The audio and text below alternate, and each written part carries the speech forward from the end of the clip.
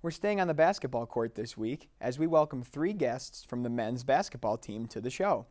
Beyond the Arch starts right now.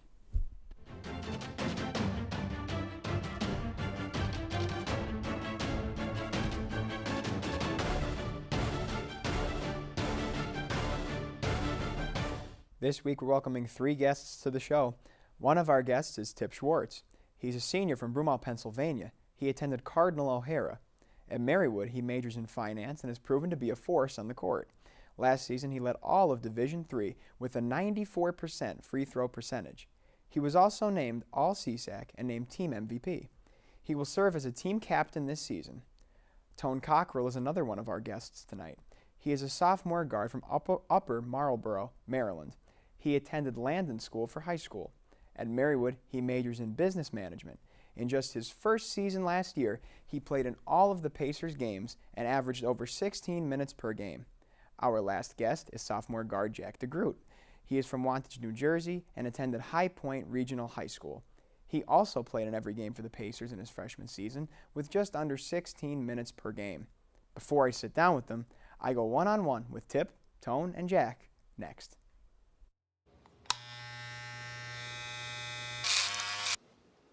You've messed up your son's haircut. Mom?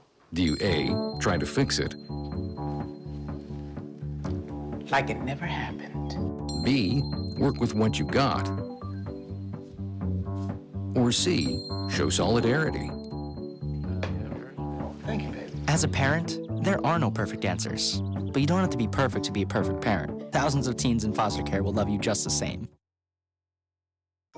This is the story of a boy who is very sensitive to lights and sounds. So he built secret hiding places where nothing could get in. The boy didn't like looking people in the eye. It made him feel uncomfortable. One day, he found out he had something called autism. His family got him help, and slowly, he learned how to live with it better. Early intervention can make a lifetime of difference. Learn the signs at autismspeaks.org. They said I have troll teeth. That my voice sounded like a possessed baby doll. That no one would ever love someone as stupid as me. That I was fat, ugly. Disgusting. The effect of bullying is potent. We will no longer be the silent majority. Now, when you see online bullying, there's something you can do about it. We're gonna take action with the eye. I am a witness. I am a witness. I am a witness. I am a witness. I am a witness, and so are you.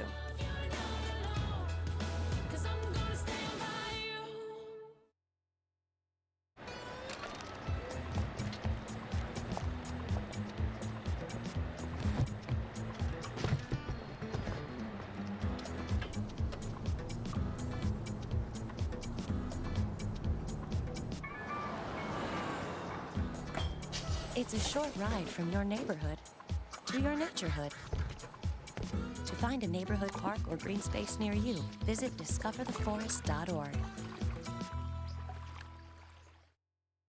Today at Beyond the Arch, we're back at the Insulaco Arena where we're in a full court press. I'm going one-on-one with some of the men's basketball players, Tip Swartz, Tone Cockrell, and Jack Degroot, all on Beyond the Arch.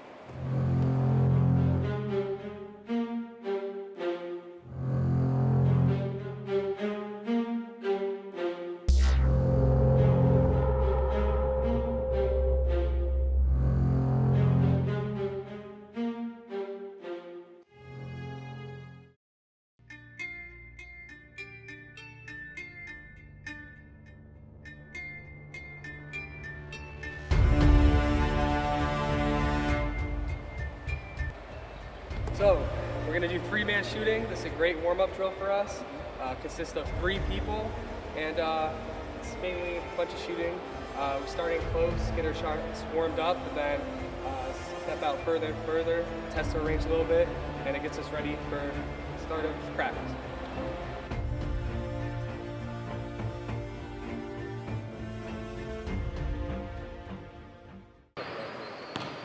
So our next drill we're going to do is 3-man lead back into a 2-on-1. Basically creates opportunities for us to push in transition, play off-ball defense, on-ball defense, like with odd numbers. So that's a good drill for us.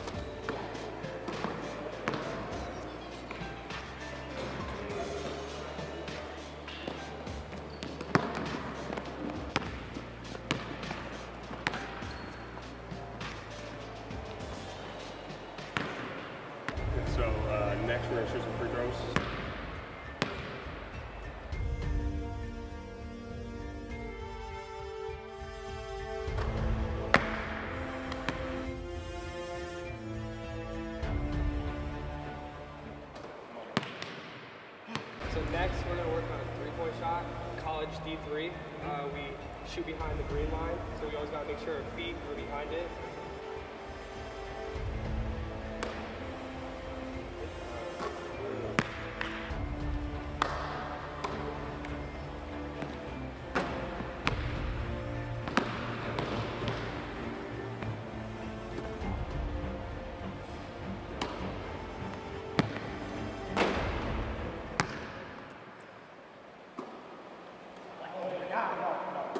Alright, so this next drill I do is ball handling drill, helps with hand-eye coordination.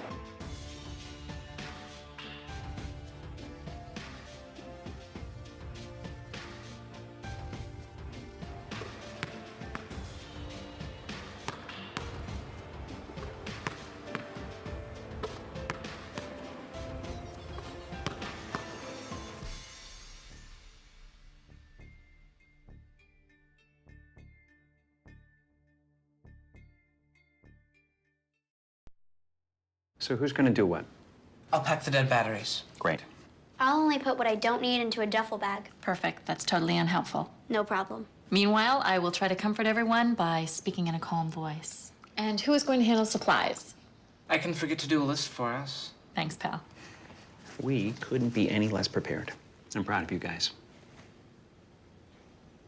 Talk to your kids about who to call, where to meet, what to pack. Visit ready.gov/kids for tips and information.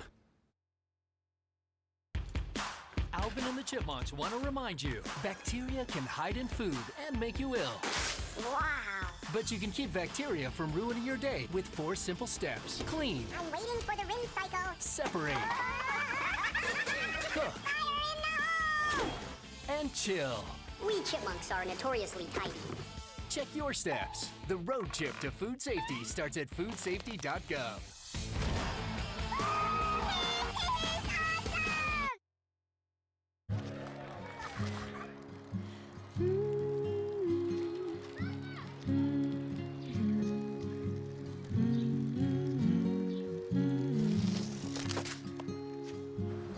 Of all the things you've done with your bike, donating it to Goodwill may be the most incredible of all.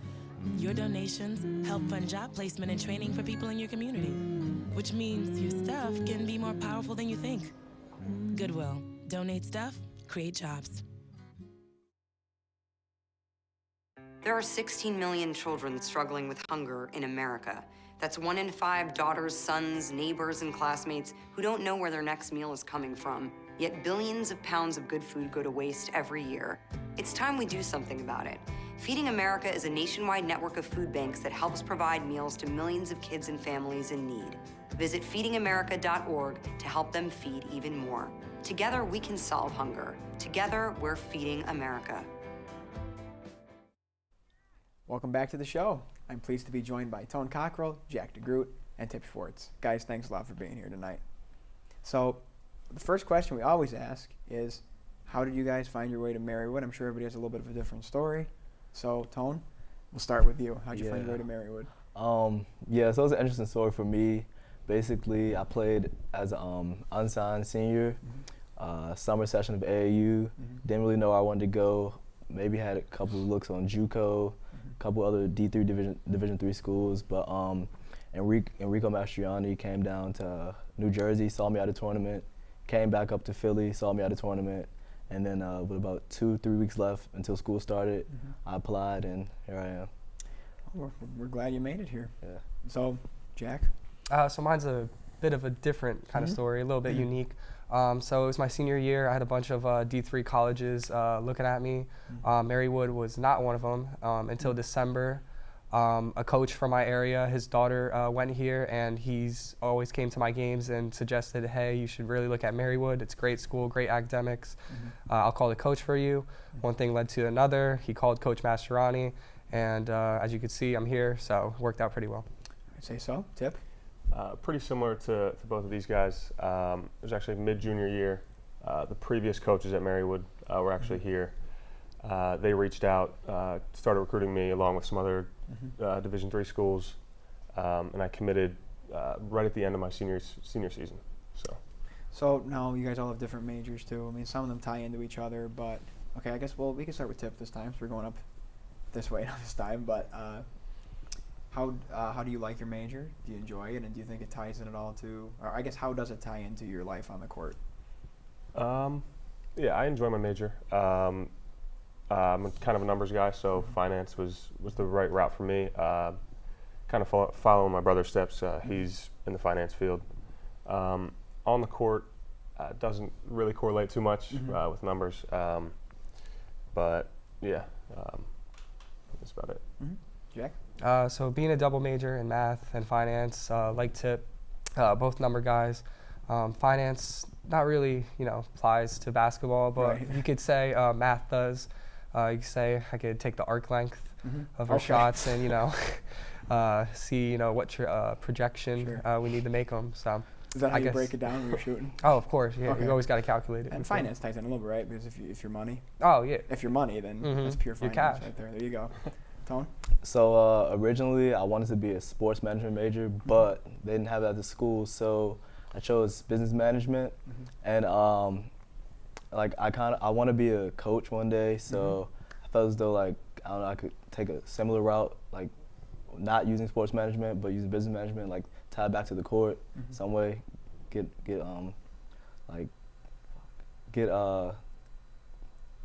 some experience, probably. Yeah, some experience, yeah. And yeah. I got you. Very good. So now, maybe we'll start with Jack this time. I want to give everybody a chance to start. So, how do you find the workload, and also workload in the classroom, and then also playing the sport? Because it's fair to say you guys have more on your plates than some other people do at the university. So, how do you find the correct balance for that? And do you think being a student athlete actually helps you in the classroom? Definitely. I think being a student athlete helps in the classroom. Knowing when practices are, you have to, take care of time management. You have to plan out your day, plan out when practices, when to eat, when to do homework, when classes. So it can be difficult at times, but with the help of coach setting up study hall hours and Marywood giving tutoring services, it could definitely be done, and I've had no problem so far. What a tip? Yeah, similar to Jack, definitely helped me develop my time management skills since I've been here. Freshman year was kind of tough. Had some late nights, but throughout the years, it's definitely gotten better. A good work or schoolwork, athletics balance. Don? So similar to these two, coming from Landon, it really helped me a lot. Like we're big college prep school, so as far as academics tied in with sports, your requirements on the academic classroom and on the field, you really have to balance your schedule out. So coming in freshman year, it wasn't hard for me at all. And basically just translating over to college, easy translation for me. Nice. So that's one thing every athlete says too, is it helps with time management. So they said those deadlines really do help, and I imagine they do. So that's interesting. Everybody has the same kind of take on it. So when was the first time? I guess we'll start with Tip now. When was the first time you guys remembered getting into basketball or picking up a basketball? Do you remember your first experience with the sport? Yeah, I want to say I was about 8 or 9 years old, playing in a rec intramural league at my grade school.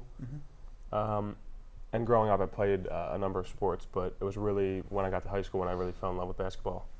And since then, I love the grind. It's been a great experience. Trust the process? Yeah. Okay. Definitely. I said that last week too, but how could you not? Joel Embiid, you gotta love it. But yeah. Jack? Yeah, so I was about 6-7 year old. My dad came home with a basketball hoop on the back of the truck. He put it in the driveway. That's a good and I had a basketball with me at the time, so I just kept shooting over the years, kept shooting on the same basket, until finally gave out, broke backboard. But yeah, but always stuck with it. Played in rec leagues, played AAU, stuck through it through middle school, high school, and it's led me here. So. Well, that's how you've put up enough shots, I guess. when the backboard breaks. Tone? So when I was about 7 years old, I actually started with soccer. When I used to live in Germany, but all my friends were better than me. I was the worst. So I wanted to choose a different sport. My parents got me into basketball, and I was better than everybody on the court. So I figured, why not go with basketball? And ever since then, I just loved it. So you lived in Germany for a while, though? Yeah. So there's something interesting. Is there a story behind that? Yeah, so my father was actually in the military. I was born in Japan, stayed there for about 2 years, moved to Germany, and then came to United States when I was about like 10 years old. Interesting. Been here ever since. Very cool. Yeah. So for all three, whoever wants to start, I'll let you guys pick this time. What role has basketball played in your life? Tone, go ahead. Okay, I'll pick. Tone, go ahead, start. So, I don't know, like basketball is like kind of like a passion for me. I wake up, just want to play basketball, just want to get in the gym. Like a stress reliever for me, honestly. Like when I need to get away from things, like basketball is like honestly the route I take. It's led me here to college, finding the right college to choose, so yeah. Like Tone, it's a passion, but I would say it's like a lifestyle. You know, basketball keeps you out of trouble, keeps your head on straight, makes you focus on school, makes you focus on, you know, all the important things that makes someone successful in today's world. And like Tone said, it led me here, so I'm very thankful. And Tip? Brought a level of dedication to something that I mean I've never really had for anything else. So it taught me that to kind of stick with it through the ups and downs. Also, like Tone, it's a little bit of a stress reliever. You know, if there's a lot going on, get in the gym, get some shots up, get your mind right, clear your mind. But yeah. Well, great. Well, we want you to stick with us because we'll have much more with members of the men's basketball team right after this.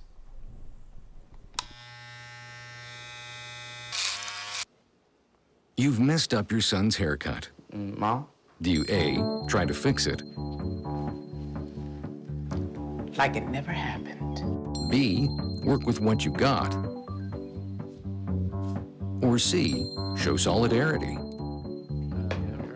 Thank you, baby. As a parent, there are no perfect answers. But you don't have to be perfect to be a perfect parent. Thousands of teens in foster care will love you just the same.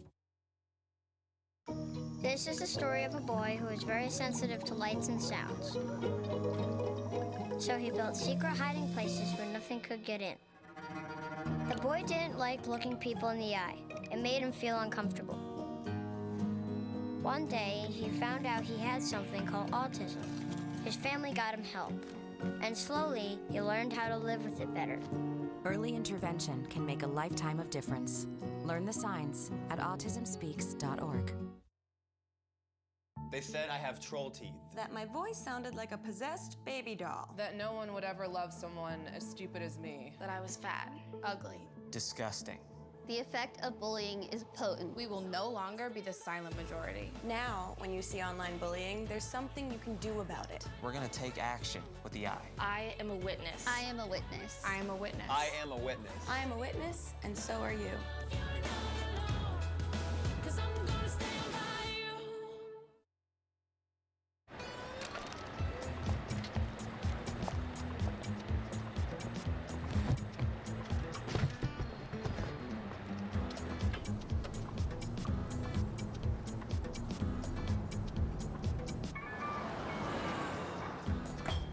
It's a short ride from your neighborhood to your naturehood. To find a neighborhood park or green space near you, visit discovertheforest.org. Welcome back to Beyond the Arch as our conversation with Tone Cockrell, Jack Degroot, and Tip Swartz continues. So guys, we learned a lot about you and your life off the court and how it melds with your life on the court. So now we're going to get into probably an easier topic to discuss, basketball, strictly basketball on this block. So how we start with, you know, last season was a historic season for the team. You guys set a record for program wins, and you had your first playoff berth. I mean, the team had its first playoff berth in a while. So why don't you guys reflect a little bit on last season? We'll start with Tip. Well, what do you make out of last season? What's your main takeaway? Main takeaway was definitely a lot of improvement since I've been here. My freshman year, we won 5 games or 6 games. Sophomore year was, I think, 6. And then this past season was 15. We were 15 and 10. So it's obviously great. But it was good to see that jump year over year, just getting better. Absolutely. And now we just look to improve this upcoming season as well. And what do you think the next step to improve is? So we were 15 and 10 last year, so 16 plus wins, playoff win, hopefully a run at the championship. Right. And so, Jack, we'll kind of circle back to the question before. What do you make of last season? Definitely a lot of experience gained coming into college ball. It's a big step from high school, and coming into a program that was losing and turning them around with the help of everyone, getting that 15 win, making the playoffs for the first time in how many years, major steps for us, and we just want to keep building the program up. So you mentioned the difference between high school and college. Could you point to one thing that really is different? I mean, is it the shot clock? Is it just the speed of the game? I mean, what would you say the one aspect of it is that's different from the rest? Definitely athleticism. Shot clock too. I didn't play with a shot clock in AAU or in New Jersey basketball, so that was getting used to. Probably took a couple preseason games to get used to, along with practice. And just with the athleticism, physicality, you're playing against grown men, 22, 23, even 24-year-olds, and you're just 18 right out of high school. So there's a big difference there. And Tone, take away from last season? Yeah, so class 21, we came in and kind of made it a goal to change around what had been in the previous years.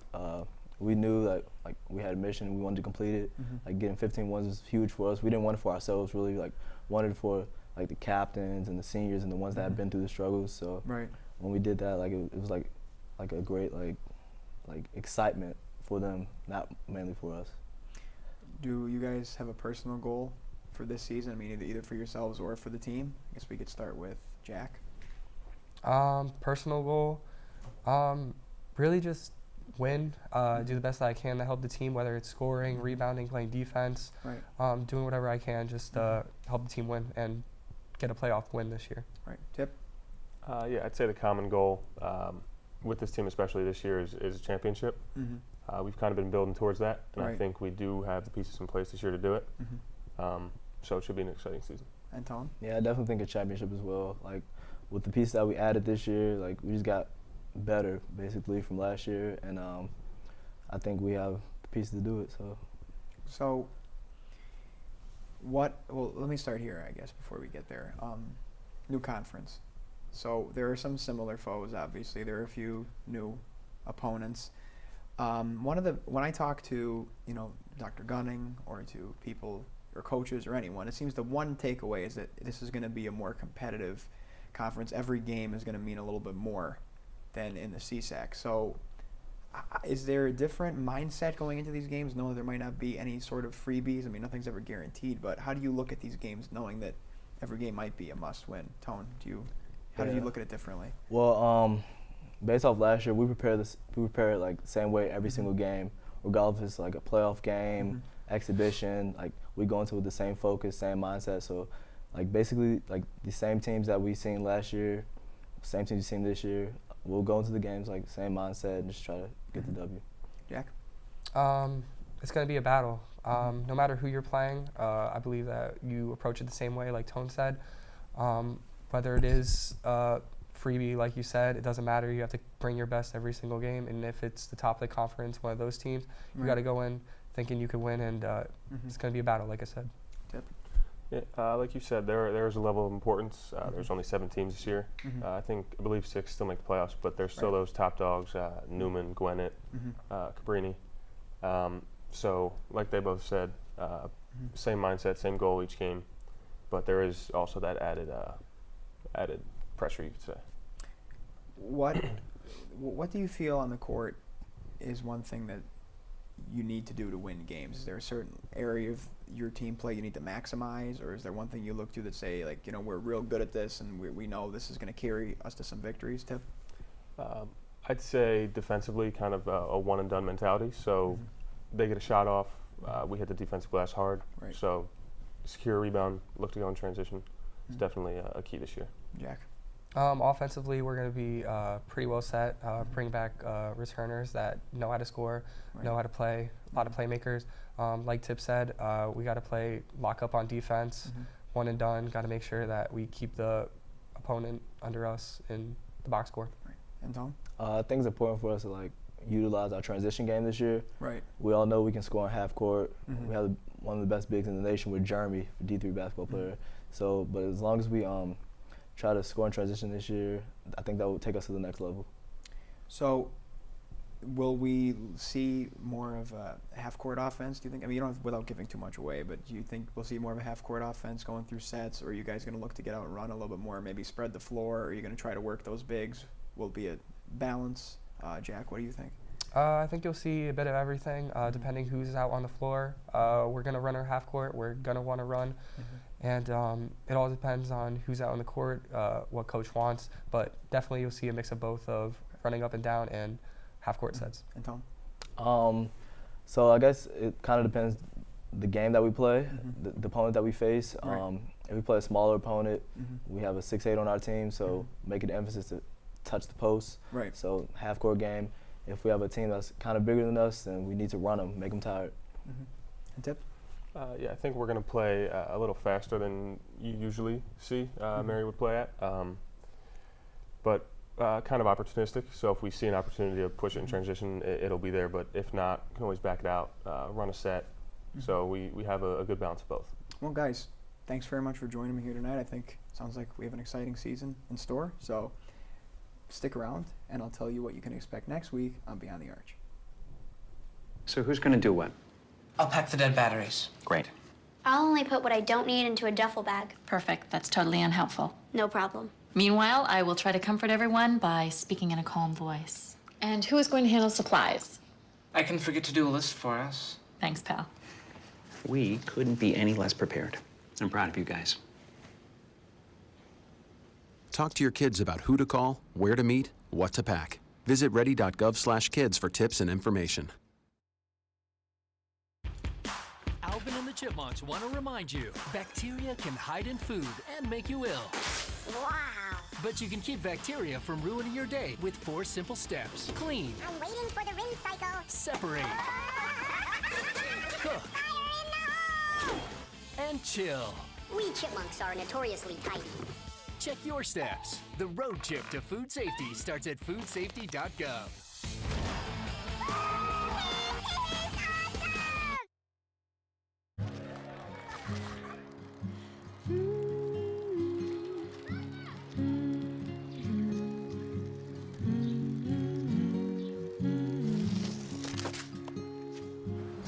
Of all the things you've done with your bike, donating it to Goodwill may be the most incredible of all.